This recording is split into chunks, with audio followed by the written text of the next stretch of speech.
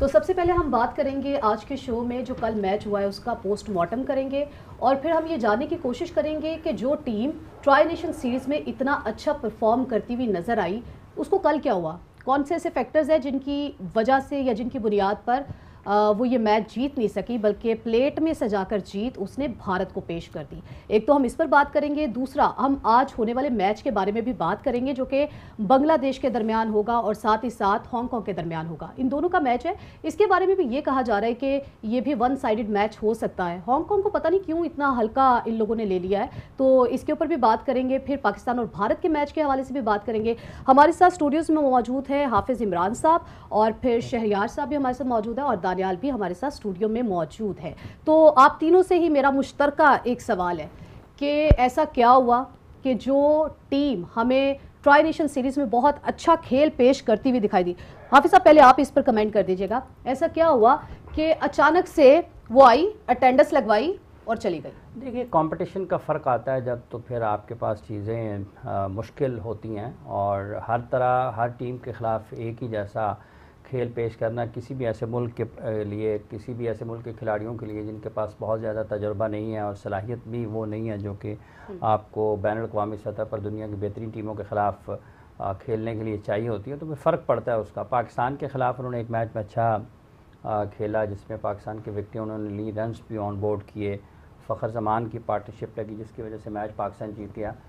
सो ये इंडिया के ख़िलाफ़ बिल्कुल उनको मुख्तलिफ़ किस्म का चैलेंज था। उनकी बॉलिंग बहुत अच्छी है, उनकी फील्डिंग अच्छी थी, कंडीशंस के एतबार से उनके पास स्पिनर्स बहुत अच्छे मौजूद थे, एक्यूरेट थे बॉल, मुख्तलिफ़ किस्म के उनके पास स्पिनर्स मौजूद हैं, तो उसका फ़ायदा उनको होना था। और एक मुश्किल पर्चा था यूएई के सामने इंडिया का जब वो सामना कर रहे थे। इसको अब हम मुश्किल पर्चा कहें या फिर एक ऐसी बात इसको कहें कि प्लेट में रख के सजा के, जैसे नहीं प्लेट में नहीं, उन्होंने थोड़ा मेहमान नवाजी उन्होंने लिया उनसे मैच। प्लेट में तो है ना कि वो आगे जा रहे हैं, उन्होंने आउट किया उनको, उन्होंने बेहतर क्रिकेट खेली है ना। मतलब प्लेट में तो ये ना कि वो जानबूझकर आउट हो गए हैं या उसको कहा जाए कि वो जज्बा खैर से गाली के तहत आउट हो गए हैं। ज़्यादा बेहतर टीम थी, उन्होंने ज़्यादा अच्छी क्रिकेट खेली है। आपको नहीं लगता कि ऐसे मैच कल खेला गया, ऐसे मैच कल फिनिश किया गया जिस तरह से हम देखते हैं अक्सर कि बारिश होती है, समोसे प्लेट में आते हैं और फौरी से चट कर दिए जाते हैं? फातिमा देखें, पहले तो जब ये एशिया कप स्टार्ट हुआ ना तो इंडिया क्लियर कट फेवरेट था। ये सिर्फ एशियन टीम्स नहीं, ओवरऑल जो इंटरनेशनल जो एनालिस्ट हैं, माइकल वॉन, अजय जडेजा और भी जितने सारे भी हैं, संजय मंजरेकर, उनका तो ये कहना था कि इंडिया को शायद एशिया कप खेलने की भी ज़रूरत नहीं है। अच्छा।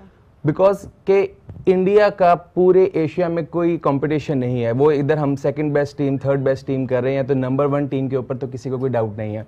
तो ऑब्वियसली जो ग्रुप स्टेजेस हैं जो कि फुल मेंबर्स टीम नहीं है, जैसे कि यूएई, हांगकांग, ओमान, इनके लिए बहुत ज़्यादा टफ होने वाले हैं मैचेस। जैसे कि हमने पहले मैच में भी देखा, हांगकांग अफगानिस्तान से बुरी तरह हारा बिकॉज कंडीशंस अफगानिस्तान के लिए वो ज़्यादा सूटेबल थी एज़ कम्पेयर टू हांगकांग। अब जैसे कल वाले मैच की बात करें तो इंडिया ऑब्वियसली एक साइकोलॉजिकल एडवांटेज जो है यूएई के ऊपर, यूएई के प्लेयर्स के लिए इंडिया के साथ खेलना ही एक बहुत बड़ी बात थी। जीतना तो खैर दूर की बात थी उनके लिए, उनके साथ एक खेलना ही बहुत बड़ी बात है। उसके बाद इंडिया ऑब्वियसली अगर उन्होंने 50 उनकी जो जिस तरह टफ टाइम दिया है, अगर आप ट्राई सीरीज जी फातिमा, अगर आप ट्राई सीरीज की बात कर रही हैं तो उसके अंदर ऑब्वियसली जो ग्राउंड जिस पे ट्राई सीरीज खेल गई वो शारजा था और ऑब्वियसली छोटा ग्राउंड, और वहां पे शायद उनको थोड़ा बहुत एक्सपीरियंस होगा, थोड़ी बहुत पिच का डिफरेंट वहां पे था डिफरेंस। लेकिन अब जो यूएई में मैचेस, ऑब्वियसली इंडिया के स्पिनर्स जो फुल टाइम 3 जो उनके पास स्पिनर्स हैं, कुलदीप यादव, वरुण चक्रवर्ती, नंबर 1 उनके अगर आप रैंकिंग्स भी देखेंगे तो ये दोनों जो हैं वो रैंकिंग्स में आते हैं टॉप 10 में। और उसके बाद अक्षर पटेल है ऑलराउंडर्स में नंबर 1 पे, नंबर 2 पे, नंबर 3 पे, इस तरह की लिस्ट में वो रहते हैं। तो ऑब्वियसली वो जो 12 ओवर उनके स्पिनर्स के और ऑब्वियसली जसप्रीत बुमराह के साथ अंडर 100 ही उन्होंने ऑल आउट होना था। और आगे जो पाकिस्तान के साथ भी जो मैच होगा उसमें भी हो सकता है पाकिस्तान को भी इंडिया की बॉलिंग के अगेंस्ट काफ़ी ज़्यादा जो है मुश्किलात का सामना करना पड़ेगा। अच्छा, मैं चाहूँगी कि हमारे जो नाजरीन हैं, हमारे जो देखने वाले हैं, वो कमेंट्स भी कर रहे हैं और साथ साथ अपनी राय का इजहार भी कर रहे हैं। तो आप इसी तरह करते रहिएगा अपने पैनल के सामने, हम आपकी राय भी रखेंगे, कुछ सवालात भी रखेंगे जो आपकी जानिब से पूछे जाएंगे और लाइव शो में हम कोशिश करेंगे कि आपको उनके जवाबात भी दिए जाए। तो आप बताइए, एक मेरे सामने बड़ा मज़े का कमेंट आया, वो कह रहे कि जी यूए की टीम तो ऐसे लग रही थी जैसे पावर प्ले में ही पावर ऑफ हो गई है। इंडिया जो है ना बहुत बड़ी टीम है, उसका एक नाम है, जो कि ऑस्ट्रेलिया के साथ मैच करती है, किसी ज़माने में पाकिस्तान के साथ भी करती थी, लेकिन अब पाकिस्तान का थोड़ा सा जो मोराल है वो डाउन है। लेकिन इंशाल्लाह नए लड़के हैं, कुछ अच्छा पेश करेंगे। जो यूए टीम है ना, वो भाई ने सही बात किया कि उसका इंडिया के साथ खेलना ही बहुत बड़ी बात है। हालांकि पाकिस्तान को फिर भी उन्होंने कुछ ना कुछ स्कोर मारा है, कुछ ना कुछ टफ टाइम दिया है, लेकिन इंडिया के सामने तो वो बिल्कुल बेबस ही नज़र आई है। उस तरह नहीं खेल पेश कर सकी जिस तरह उसको करना चाहिए था। अच्छा, उस तरह से खेल नहीं पेश किया गया। तो चूंकि बात कर रहे थे हाफिज़ साहब, आपने कहा कि इंडिया ने पछाड़ा है, इंडिया ने उनको टफ टाइम दिया, अच्छा खेल पेश किया है।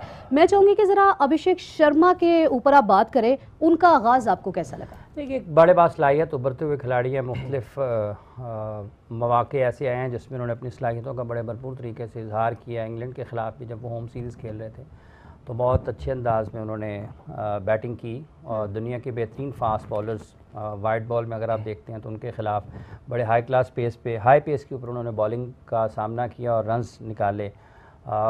ये इंडिया में युवराज सिंह के जो वालिद हैं योगराज, उनकी एकेडमी में बड़ा वक्त गुजारा इन्होंने। फिर युवराज ने ख़ुद भी इनके साथ ख़ासी मेहनत की, इनकी रहनुमाई की, इनके लिए प्रैक्टिस सेशंस जो हैं वो नज़र आते हैं डिजिटल के ऊपर के, जो युवराज उनके साथ काम कर रहे हैं। तो एक उभरते हुए बासलाहियत खिलाड़ी हैं। ऐसा नहीं है कि यूएई की एक कमज़ोर बॉलिंग थी और उसके ख़िलाफ़ उन्होंने जारहाना अंदाज से रन्स किए हैं 30। किसी अच्छी बॉलिंग के ख़िलाफ़ भी वो रन्स करने की सलाहियत रखते हैं।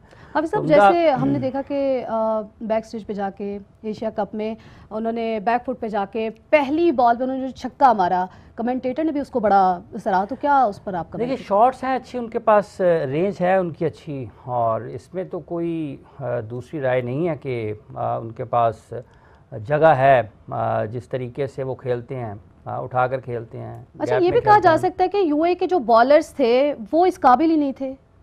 देखिए, बात के फ़र्क तो है ना कि एक ऐसी टीम जो कितने ऐसे खिलाड़ी हैं यूएई के जो वहाँ पर पैदा हुए, उसी मुल्क से उनका ताल्लुक है और वहीं पर वो पले बड़े हैं, वहीं पर क्रिकेट खेल रहे हैं, वो आपको शायद कोई भी नज़र नहीं आएगा।